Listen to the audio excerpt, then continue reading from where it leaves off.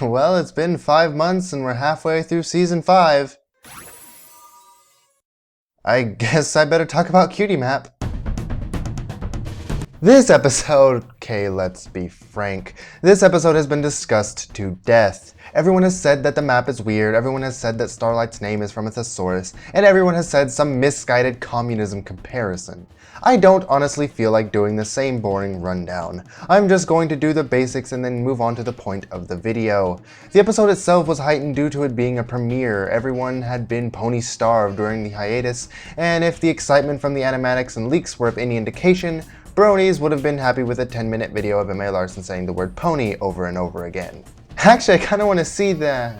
So, as you can see, Cutie Map wouldn't need to have been of any actual quality to receive the praise it got. Now, did I enjoy it? Of course I did. It's MLP. Even when the episodes are mediocre, it's still fun to watch. But what did the episode try to do? It tried to bring into account conflicting thoughts about friendship and harmony, which obviously exists in the real world. Unfortunately, the episode made it very one-sided and, as in other attempts to do something similar, made it black and white. Good versus bad. Who knows, maybe if the town was full of ponies who knew 100% all of the facts and had agreed to take part in it and weren't being manipulated into it by a higher power who was just taking advantage of it, then that kind of system, in theory, would work. Wait a second, did I just...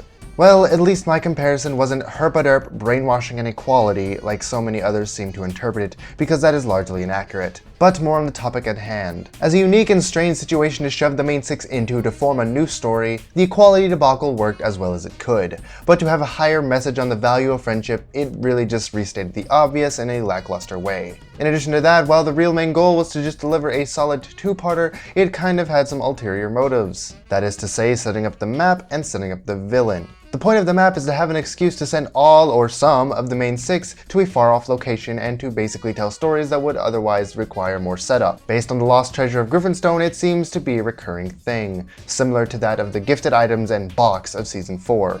But that's the thing, it's just not there's a slight inconsistency with the box and the map. 13 episodes into season 4, we had already had 4 different episodes adding to the arc. Currently, we're halfway through season 5 and we've had a whopping 2. This could mean that it was just implemented less than before, as we've seen them struggle with cohesive season-wide arcs, but there could be a more technical explanation. And that is that the episode placement, for whatever reason, including finishing late or simply being out of the writer's hands, puts a lot more of the map into the second half. Since we've yet to see it, I think we'll have to wait and find out, but I think that it is a plausible explanation. Because if it remains as unimportant as it is now, then what was even the point of it? But getting back to what else the episode set up for the future, we arrive at Starlight Glimmer, the villain. The episode specifically made sure we knew she got away, even if it didn't fully make sense considering the context. Nonetheless, her escape and the small appearance in amending fences leads to the conclusion that she will be returning again, at least as background cleverness, or at most definitely as a recurring villain for the finale,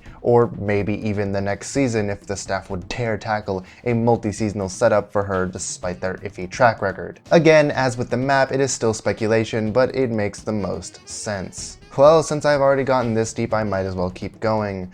What else happened in this episode? Oh right, Double D, Nightwing, Pinky Clone, and Sugarbutt. Well, as far as I can see, they were merely throwaway one-offs who were undeveloped at that, to show how it isn't all about the main six, which, to be fair, is important to show considering that they are behind every major event in Equestria. Also, I kind of find it funny these 4 give the message better than the entirety of Slice of Life. While the group gave a nice glimpse at what focus on other characters besides the main six can be, and while I originally would have been excited for it, it simply isn't sustainable. The way the show is currently built, it is meant to showcase these certain characters, and based on their current attempts to make an episode not about the main cast, well, let's just say they can do these 9 really well. Leaning back to the quartet in Cutie Map though, they will most likely either never appear again, or simply show back up a few times in the same vein of, say, Trixie or Gilda. Too bad too, because I really love their design. Now I must postscript this statement by once again saying that this is still speculation, but as much potential for development as the 4 seem to have, this show often enough lets potential slip away. Now onto the intricacies of clothing in Equestria.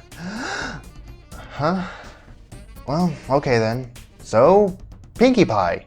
She is often seen by the fandom as the random one, the one that doesn't make sense. And if the majority of fanfics I've read are of any indication, she just isn't even a character to the fandom. They just use her for bad references, a deus ex machina machine, and of course, the bane of entertainment existence, countless fourth wall jokes. But that is not what Pinkie is. Yes, MLP is in fact a cartoon that does silly things. Yes, Pinkie tends to do most of those silly things. But she is more than sight gags. Pinkie has, in my opinion, the most potential for a deep character than any of the main six, which is saying a lot in some cases. But I digress. She has always been the optimistic one. She has always been emotional, she loves fun and of course, making others smile. But she also has codependency issues. She can often misread people and in the process hurt them, and a ton of other character things that I don't have time to talk about. Basically what I'm saying is that her whole character has been magnificent from her first appearance to the brilliant episode Pinkie Pride. Now beyond that, she has continued to be developed and season 5 has fortunately portrayed her in a mostly positive way, as someone who cares about and thinks about her friends and the people she loves. She continues to go out of her way for others, and of course she has become more observant from her past as to how people feel beyond what they just say. Which circles back as to how Pinkie Pie of all of the main six was the one to notice the fake smiles. She cares about happiness and has learned when others are wearing a facade. So when she sees seemingly forced happiness, she jumps on it, while of course trying to stay positive throughout the ordeal. This whole instance is just another indicator of her tremendous growth. Really, Pinkie Pie is just... oh, forget it. Pinkie Pie was probably my favorite thing about this whole episode. Everything she did was just perfect. Really, even though Cutie Map was bad at some parts, it was still fun to watch and enjoy like basically all MLP episodes. I mean, it's not like every episode can be Pinkie Pride. Some will just fall lower than others. But like my main man Greg always says, if all pork chops were perfect, we wouldn't have hot dogs. And that is my review of Cutie Map. Also a shout out to Herd of Bronies for inspiring this monstrosity in his challenge thingamajig.